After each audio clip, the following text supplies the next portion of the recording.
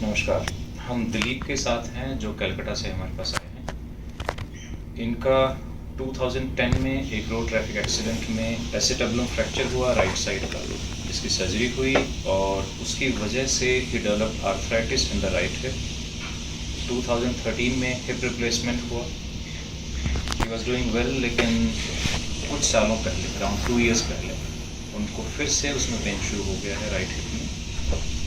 Along with जब पहली बार fracture हुआ था तो उनको सेम साइड में फुट ड्रॉप भी हो गया था, और जब से इनका 2018 से पेन रीस्टार्ट हुआ है तो इनको उसी एरिया में राइट फुट में फिर से सीवियर पेन, जिसको हम रेडिकुलोपैथी कहते हैं, न्यूरोपैथी कहते हैं, फिर से शुरू हो गया है। आई think that is the summary, correct? आपकी एज कितनी है Dilip? 37।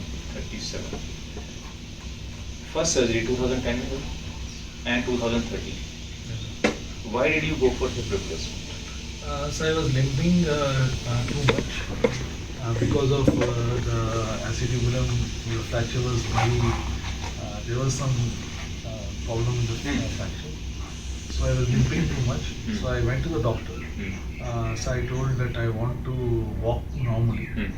So that time the suggestion gave me the hip replacement suggestion. You were limping and there was pain also?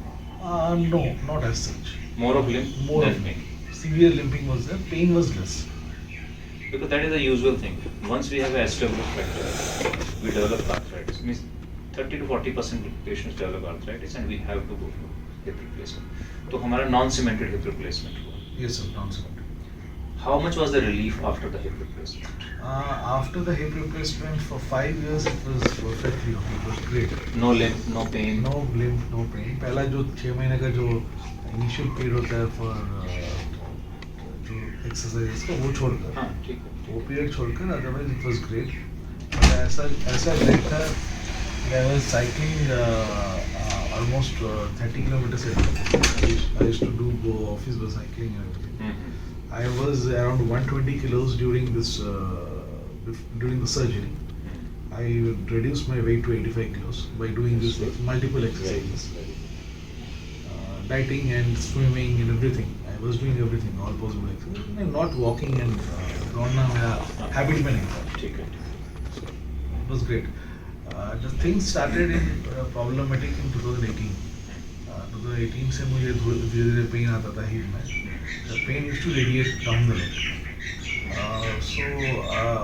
I used to take rest for 4-5 days. उसके बाद चला जाता था. So we started thinking that it is a sciatica thing. Maybe it is some spine or something like that. This pain was radiating down to your foot or up to your knee? Up to foot. It was so severe that I cannot even move my leg an inch. It was so pathetic.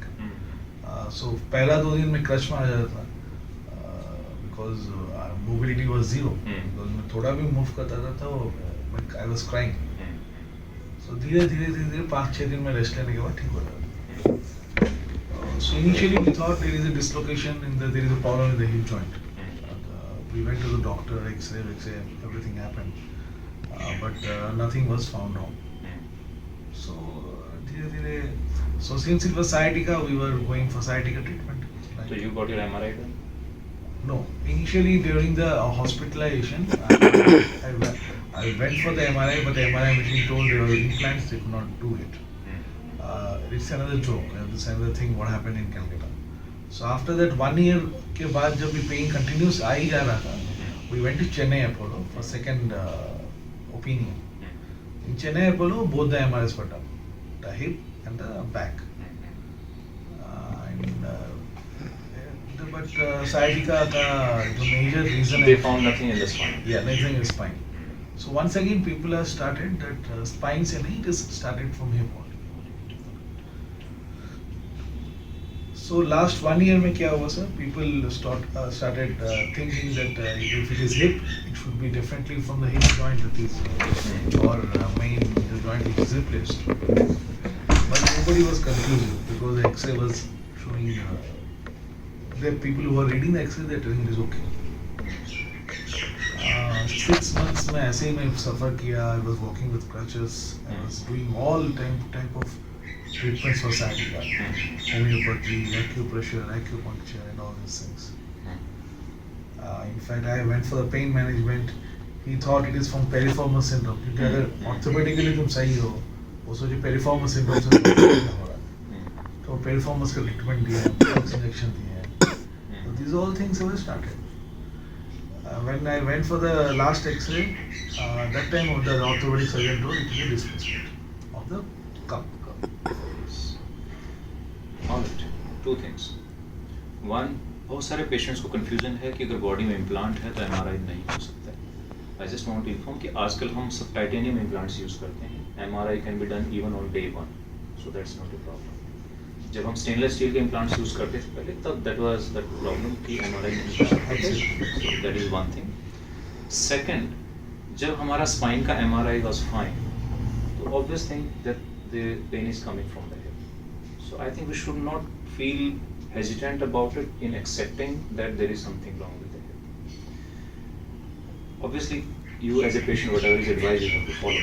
Piriformis syndrome generally इस तरह से present नहीं करता है, इतना severe pain नहीं होता है. Piriformis syndrome में generally dull aching pain रहता है in the gluteal region and sometimes it refers up to the knee, not below knee. So that's very rare. So there was some confusion in the diagnosis, but ultimately we know now finally that it is because of loosening of the implant, especially the socket. One last question. During these 7 years, from 2013 till now, was there any incidence of pus discharge from the wound, any fluid coming out from the stitch line? No, I am not sure. Initial period में हुआ था जब stitches थे. 10-15 days. Yeah. Not later. Not later. जब stitches थे तब हुआ था. पर after. And last 2 years, जब से आपका पेन बढ़ा है, did you have frequent episodes of fever? No, not at all.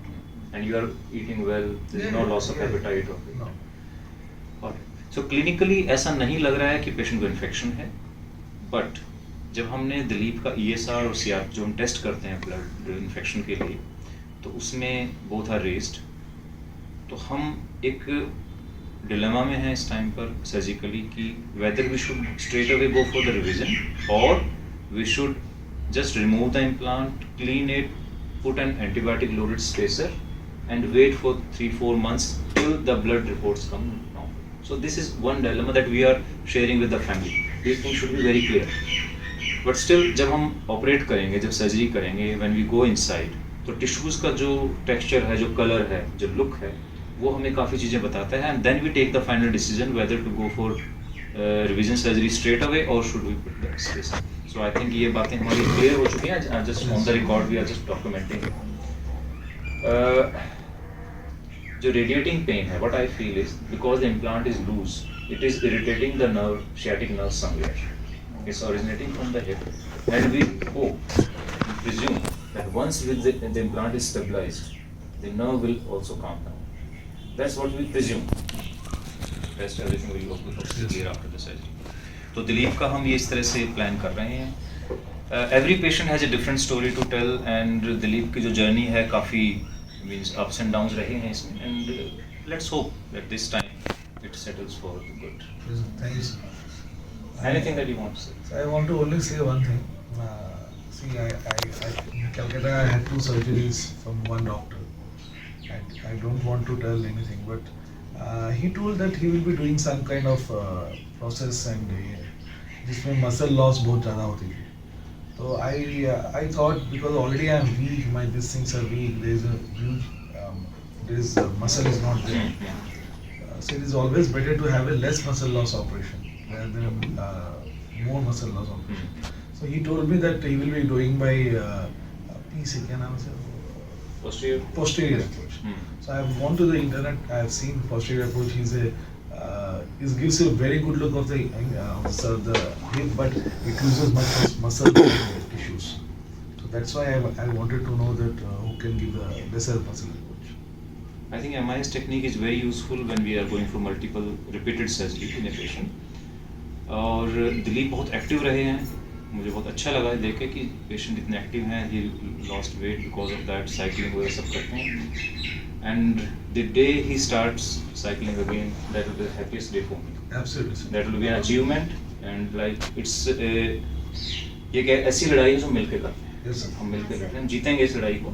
Only thing is that there should be transparency and communication at every level and at every step. Absolutely. Because patient has to be, must have peace of mind. He should not be confused कि अब हम क्या कर रहे हैं, क्यों कर रहे हैं.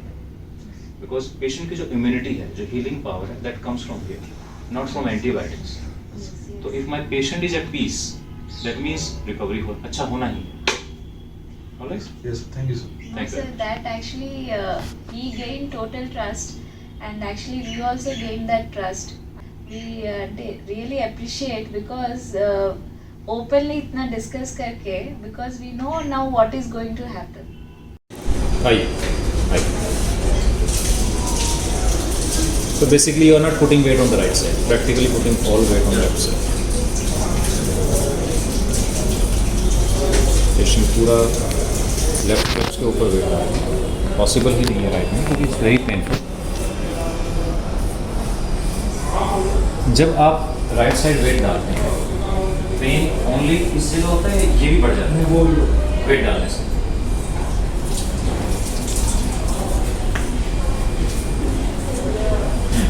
अब इसके बिना ट्राई करते हैं 2-4 सेट आप सकते हैं.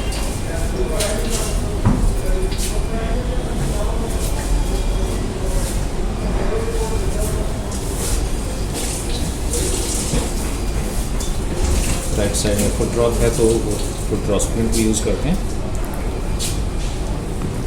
आ जाइए. And the longer you walk pain बढ़ता जाता है. चलिए.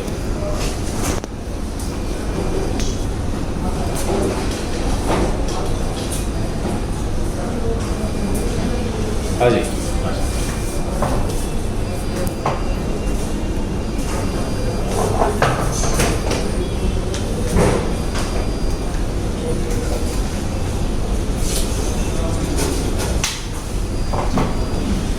अब जैसे आप बोलते हैं लो सीट से उठना है, विदाउट सपोर्ट नो, ठीक है. जैसे आप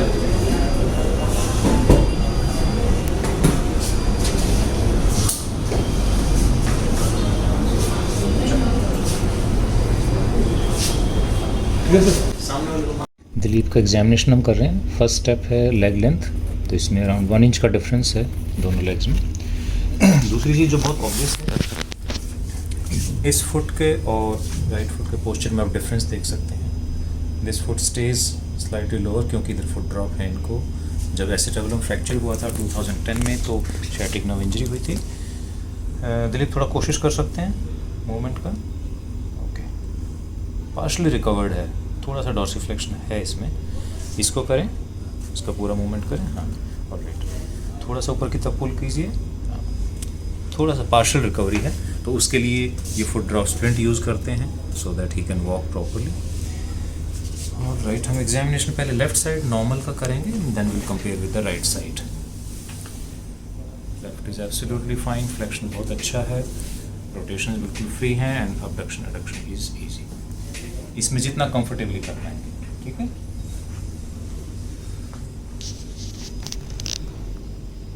इट्स वेरी पेनफुल.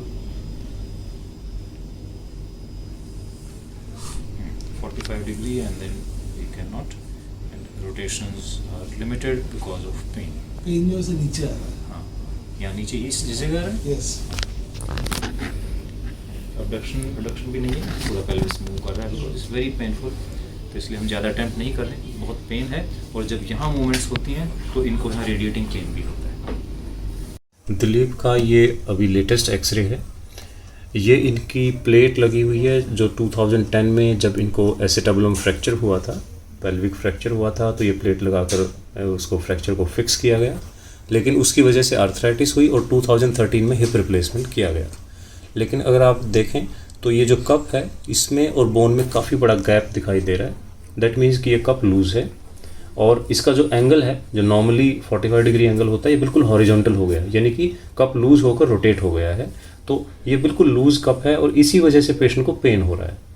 और हमने जब ब्लड टेस्ट किए तो इनके ESR और CRP रेज्ड हैं. दैट मीन्स मोस्ट प्रोबेबली ये इन्फेक्शन की वजह से लूज़ हुआ है. हालांकि 5 साल पेशेंट को कोई प्रॉब्लम नहीं आई, पेशेंट बिल्कुल ठीक ठाक चलते रहे. कई बार लेट इन्फेक्शन भी होते हैं। तो इनके केस में ऐसा ही हुआ है कि सर्जरी के 5 साल के बाद इनको इन्फेक्शन हुआ है और ये कप इनका लूज़ हो गया है। अब हमारा जो प्लान है, इस कप और इस स्क्रू को हम निकालेंगे, इसको क्लीन करेंगे और फिलहाल इसमें एक टेम्परेरी स्पेसर यूज़ करेंगे। तो दिलीप का ये सर्जरी के बाद का एक्सरे है। इसमें हमने जो इनका लूज़ एसेटेबुलर कप था, जो सॉकेट थी, वो हटा दी है। उसमें जो एक स्क्रू डला हुआ था वो भी साथ में निकल गया है। उसकी जगह हमने ये स्पेसर डाला है जो कि एक टेम्परेरी इम्प्लांट है। और ये जो सारा बोन टिश्यू जितना भी इन्फेक्टेड मटेरियल था हमने सारा निकाल दिया है, पूरा क्लियर कर दिया है। इसको थॉरोली वॉश किया है, इरिगेशन किया है और जो टिश्यू था उसको हमने कल्चर के लिए सेंड किया। तो अब ये टेम्परेरी इम्प्लांट है। इसमें जो हम एंटीबायोटिक्स देंगे, जो इन्फेक्शन को ठीक होने में वक्त लगेगा, तब तक ये स्पेसर रहेगा। इसका एडवांटेज ये होगा कि पेशेंट चल पाएगा और लेग लेंथ भी मेंटेन रहेगी। जैसे ही इन्फेक्शन सेटल होता है तो इस स्पेसर को हम निकाल देंगे और इनका फाइनल हिप रिप्लेसमेंट किया जाएगा।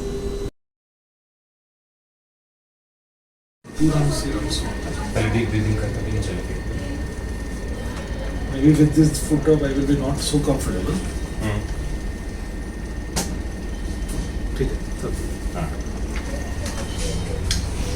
this one is not a time. ऐसे चलने में कितना पेन हो रहा है? सर यहाँ पेन एकदम ही वर्चुअली नहीं है। जो भी पेन है फुट के नीचे है। हाँ, जो ऊपर वाला पेन था वो वर्चुअली नहीं है। So 3 days after surgery, Dilip is walking comfortably, though with walker. But हमारा जो पर्पज़ है स्पेसर यूज़ करने का वो यही है कि हम इन्फेक्शन को along with the surrounding soft tissues पूरा एक्सरसाइज कर सकें, इरेडिकेट कर सकें। But at the same time patient should be mobile, ताकि वो अपना काम कर सकें, एटलीस्ट टॉयलेट तक जाना और बेसिक एक्टिविटीज़ जो इंडोर एक्टिविटीज़ कर सकते हैं वो कर पाएँ। तो इस स्पेसर के साथ दिलीप को सारा कुछ कर पा रहे हैं और अकॉर्डिंगली इनकी एंटीबायोटिक्स भी चल रही हैं। और स्पेशली जब इन्फेक्शन होता है पेशेंट को तो इनका हीमोग्लोबिन बार बार ड्रॉप करता है, तो हमें वॉच करना पड़ता है कि हीमोग्लोबिन किस लेवल पर चल रहा है। अगर हीमोग्लोबिन को हम मेंटेन नहीं करेंगे ब्लड ट्रांसफ्यूजन के साथ तो पेशेंट की हीलिंग स्लो हो जाती है और पेशेंट का ओवरऑल जो एनर्जी लेवल है वो भी कम हो जाता है।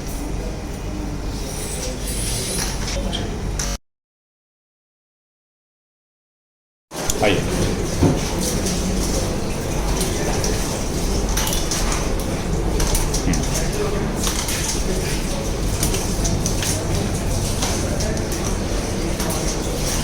तो दिलीप के 2 वीक्स हो गए हैं सर्जरी के, जब हमने इनका पुराना इम्प्लांट निकाला था, पूरा जॉइंट को क्लीन किया था और स्पेसर डाला था।